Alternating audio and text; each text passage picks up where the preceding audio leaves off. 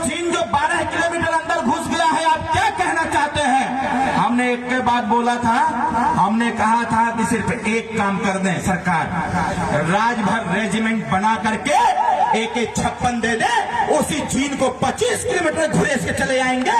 यह राजभर समाज का नौजवान बोल रहा है। हमने कहा था कि हमारी सरकार, आज भी मैं कह रहा हूं, अगर भारत और पाकिस्तान का युद्ध छिड़ता है तो मैं इस मंच से ऐलान करता हूं, हम जैसे नौजवानों के हाथ में AK-56 थमा देना और पाकिस्तान के बॉर्डर पर खड़ा करना, ट्रेनिंग दे करके हम करें गारंटी के साथ, पाकिस्तान को 10 किलोमीटर घुसा करके मार के चलाएंगे हम लोग वापस। यह राजभर का खून कह रहा है, क्योंकि यह देश का इतिहास कहता है। जब इस देश में विदेशी आक्रांताओं का हमला हुआ था, जब इस देश में विदेशी आक्रांता भारत को लूटने का काम कर रहे थे, जब इस देश के बहुत सारे राजा परास्त हो चुके थे, तो उस समय किसने लोहा लेने का काम किया था?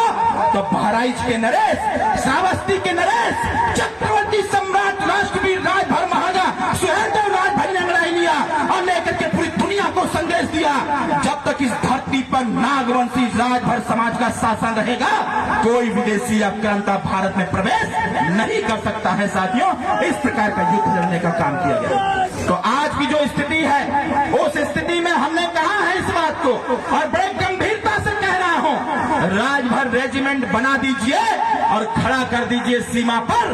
हमारा कदम पीछे हटने वाला नहीं होगा। इस देश के आन सम्मान के लिए, इस देश की रक्षा सुरक्षा के लिए हम लोग सीना तान के खड़े रहेंगे और ईंट का जवाब हम लोग बंदूक से देने का काम करेंगे। यह स्पष्ट रूप से हमने कहने का काम किया।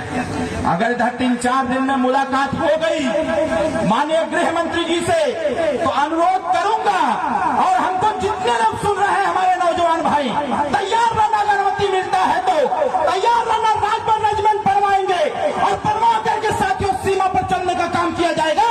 यह आपका भाई डॉक्टर अरविंद राजभर भी आपके साथ खड़ा रहेगा। जब पैदा हो गए हैं धरती पर सुरक्षा के लिए, धरती की रक्षा के लिए, तो फिर डर किस बात का? अरे हमने राजा सुहेलदेव राजभर जी के इतिहास को पढ़ा है। उन्होंने कहा था, जब देश की आन बान सम्मान, देश की रक्षा सुरक्षा की बात आ जाए तो फिर सीना तान के खड़े रहो, कदम पीछे हटाने की आवश्यकता नहीं है। ज्यादा कुछ